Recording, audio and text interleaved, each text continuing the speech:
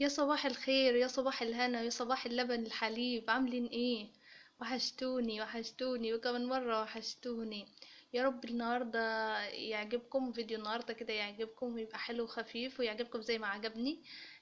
حاسة حابة أشكر الناس الحلوة اللي دخلت القناة وعملت لي لايك واشتراك كده واشتركت في القناة. نورتوني، وإن شاء الله القناة بتاعتنا تكبر بيكم بإذن الله. النهاردة كده يومنا خفيف، رحنا جبنا عيش من الطابونة وجبنا طعمية وجبنا فول. بس طبعا زي ما انتوا شايفين كده الطعمية بحب اجيبها عجينة، مبحبش اجيبها طعمية جاهزة. بجيبها عجينة بتكون اوفر وطعم حلو ومقرمشة كده وحلوة. واوفر كمان عليا، يعني بتبقى حاجة بتوفر عليكي. إيه، لو كنت بتشتريها طعمية جاهزة لا انصحك ان انت تجيبي عجينة وتعمليها انت في البيت.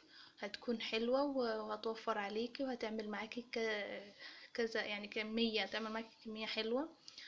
وطعمها والله كان تحفة. انما انت مش ضامنة الزيت اللي بيقلولك فيه الطعمية اللي بتشتريها جاهزة دي هما بيقلولك فيه اصلا. فهنا بتبقى حاجة حلوة يعني. والفطار كده بتبقى حاجة حلوة وانت بتعمليها بإيدك كده، حاجة حلوة والله.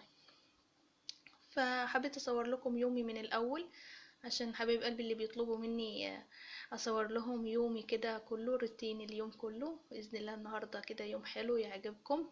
وكمان الغدا كمان تحفة جدا. مشينا اتغدينا كده وحلو، يعني اجواء حلوة وهفرجكم معايا. طبعا انتوا شايفين كده انا بعمل الطعمية، وبحط عليها كده ايه كزبرة من فوق، بحبها عشان تديها تطعيمة حلوة كده وريحة بتبقى حلوة. وانا اللي بيها ما بتاخدش سوا، يعني حاجة يعني بتبقى حاجة ثواني من على الجنب ده وثواني على الجنب ده وتقلبي يعني على طول وتطلعي، ما بتاخدش يعني حاجة. بتبقى منفوشة كده وحلوة. انا بجيبها من زمان كده، بجيب العجينة وبجي عاملاها انا، بعملها قطع كده زي بعملها اقطعها يعني. واحطها في الزيت وكده، يعني بتبقى احسن لي بكتير من بتاع بره. بتاع بره بجيبها بتبقى شاربة زيت كتير قوي، بتبقى طرية كده ومش مش حلوة خالص، ما بتعجبنيش. انما هنا بعملها بتبقى لسه سخنة وحلوة، وبترمي معايا كمية يعني، بترمي معايا كتير يعني. فنصحت بيها كذا حد وبيعملها، بيقول لي والله وفرت عليا فعلا وكده، وبس حلوة يعني. فحبيت افيدكم بالطريقة دي واقول لكم على الحتة دي. طبعا انا بحب العجة. فيه خليت شوية كده من عجينة الطعمية وحطيت عليها بيضة. وتحطي بقى عليه اي توابل، شطة، كمون، فلفل اسمر، كزبرة، اللي انت عايزاه، وتنزلي بيها ايه في الزيت. انا بعمل حاجة صغننة يعني قرص عجة صغنن، عشان انا بس اللي بحبها يعني. فاعمل حاجة على قدي، ما ينفعش اعمل حاجة كتيرة وتتكب وكده وتفيض، لا يبقى منها حاجة، لا. الواحد لازم يعمل حاجة على قده عشان ما حاجاش تترمي. وعملت لي قرص صغنن كده وحلو. يا ريت تشتركوا في القناة اللي ما اشتركش، ويا ريت تعملوا لي لايك وكومنت حلو كده عشان تشجعوني بإذن الله قناتنا تكبر بيكم وتبقى حلوة يعني كده، وتشجعوني بكومنت حلو. وتنزلوا كده في الكومنتات تقولي حاجات حلوة، عشان انا بقرأ الكومنتات كلها وبفرح بالكومنتات بتاعتكم، وربنا يخليكم ليا. وهنا بقى ايه بعد ما استوى هنطلعه، نحط كمان ايه حاجات حلوة، احنا مش هنعمل كده بس، تعالى ننزل بحاجات حلوة كمان. هننزل نقلب تنجال. فتقولي لي ما هو في طعمية وفي عجة وفي فول، لا انا بحب الفطار يبقى مشكل من كل حاجة. مين زيي بقى؟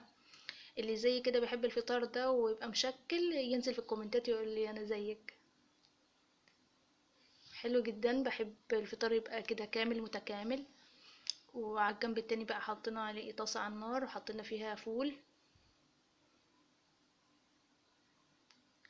هننزل بالفول عشان يسخن طبعا. نحط عليه بقى البهارات بتاعته كده، كمون وفلفل اسمر، كمون سوري وشطه، ما بحطش فلفل اسمر على الفول خالص. انا بحط كمون وشطه وملح، والفلفل بقطع فيه فلفل كده بيبقى طعمه جميل. الفلفل الاخضر كده حامي بيديه تطعيمة حلوة. وبنعصر الليمون في اخر بعد ما يستوي، يعني بعد ما يسخن كده ويطلع من على النار بنحط عليه ليمون. هنا بقى بعد ما خلصنا، وشوفوا بعصر على البتنجال كده عصرة. جربي العصرة دي على البتنجال تلاقيها خطيرة خطيرة، جميل جدا. وقطعنا جنب الأكل خيار وطماطم.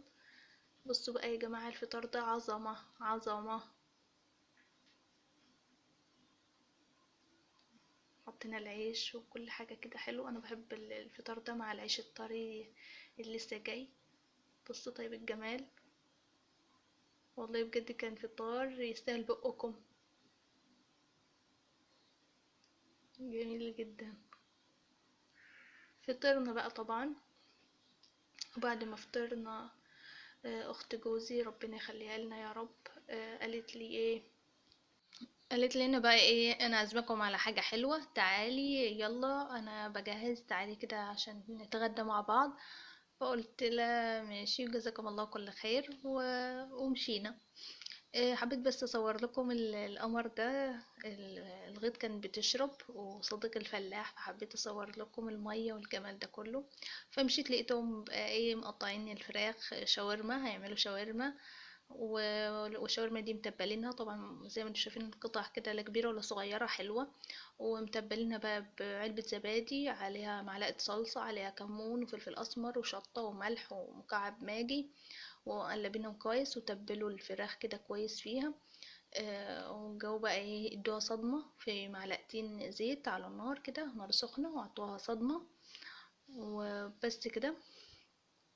وهنعمل النهاردة أحلى شاورما بعيش كده حلو جدا، هتشوفوه حاجة قمر. والغدا كان قمر جدا. وبعد ما اتشوحت كويس قوي كده، هننزل بالبصل. هننزل عليها بالبصل. ونسيبه كده يتشوح، برضو البصل يكون كمية حلوة يعني عشان يديها طعم حلو. والنار أهم حاجة تكون عالية عشان الفراخ ما تبقاش منزلة المية بتاعتها. النار تكون حلوة عالية. انا بحب الاكل في اللمه، واللمه كانت حلوه يعني. وربنا يديمها يا رب. والاكل كان جميل. طبعا هي الفراخ معموله يعني متبله، مش محتاجه حاجه، بس طبعا انتي تدوقي لو ناقصها حاجه او كده تزودي الملح، تزودي كمون كده يعني. وهننزل عليها بالفلفل. الفلفل بقى نديها تشويحه كده حلوه.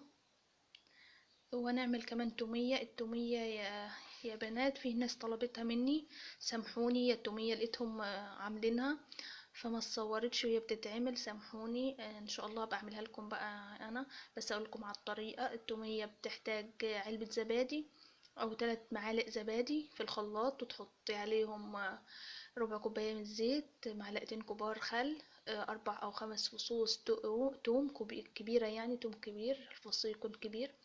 وتحطي رشة ملح وتخلطيهم خلطة كويسة لما كله يدوب. وفي الجنب التاني تحطي 3 معالق كبار نشا على مية، وتقلبيهم كويس على النار لحين لما يستوي سوا كامل. ولونه يبقى فاتح كده. وبعد ما يبرد تحطيهم في الخلاط، على الخليط اللي احنا عملناه في الخلاط، وتخلطيهم خلطة كويسة قوي. ولو تخن معاكي حطي معلقة كبيرة لبن يعني حليب. لو حلو خلاص. وبعد ما يتخلط كويس قوي تحطيه بقى في طبق وفي التلاجة. اول ما تحطيه في التلاجة هو بيتقل.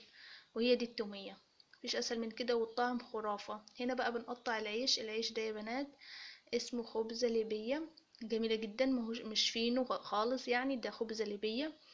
وجميل قوي قوي يعني، طعمه جميل قوي في الشاورما، عجبني قوي. والاكل كان جميل قوي والله.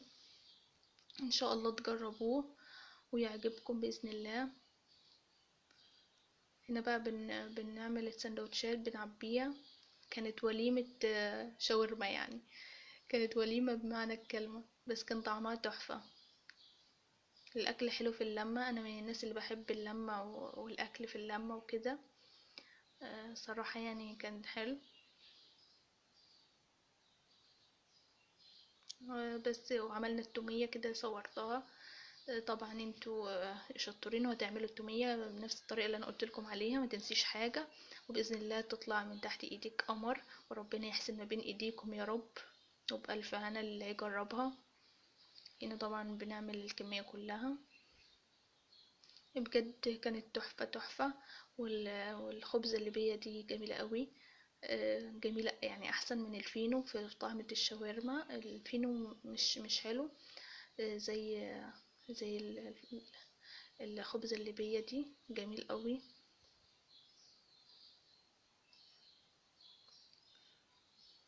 سامحوني لو التصوير في اللقطة دي مش أحسن حاجة، بس بقى ايه، حبيت أوريكم يعني. وبكده الفيديو بتاعنا خلص واليوم بتاعنا خلص، يا رب يكون فيديو خفيف كده وتحبوه زي ما انا حبيته. وهنا هقدر اقول لكم سلام، بس قبل اقول لكم سلام كده تحط لي لايك وكومنت حلو، واللي مشتركش في القناة يا ريت تشترك عشان يوصلكم كل جديد وتشجعوني بإذن الله، وهنزل لكم حاجات حلوة كتير. واقول لكم سلام.